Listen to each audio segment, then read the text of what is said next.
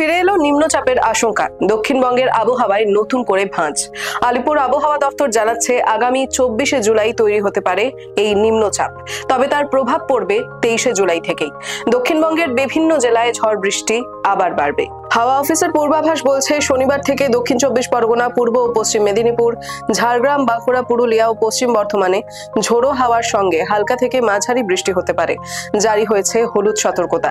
রবিবার ঝড় বৃষ্টির হলুদ সতর্কতা রয়েছে পূর্ব পশ্চিম মেদিনীপুর, ঝাড়গ্রাম, বাঁকুড়া, বীরভূম ও পুরুলিয়াতেও। সবচেয়ে ভারী বৃষ্টির সম্ভাবনা রয়েছে বুধবার ও বৃহস্পতিবার। উত্তর ও দক্ষিণ 24 পরগনা, পূর্ব ও পশ্চিম মেদিনীপুর, হাওড়া, হুগলি, ঝাড়গ্রাম, পুরুলিয়া, বাঁকুড়া ও পশ্চিম বর্ধমানে ভারী বৃষ্টির সম্ভাবনায় হলুদ সতর্কতা জারি হয়েছে। তবে উত্তরবঙ্গের আবহাওয়াও উদ্বেগজনক। শনিবার দার্জিলিং, জলপাইগুড়িতে অতি ভারী বৃষ্টির পূর্বাভাস রয়েছে, কমলা সতর্কতা। কালিম্পং, কোচবিহার, আলিপুরদুয়ার ও উত্তর দিনাজপুরেও ভারী বৃষ্টির জন্য সতর্কতা জারি। রবিবারও উত্তরবঙ্গের আবহাওয়া একই থাকবে। জলপাইগুড়ি, দার্জিলিং, কোচবিহার, আলিপুরদুয়ারে অতি ভারী বৃষ্টি হতে পারে।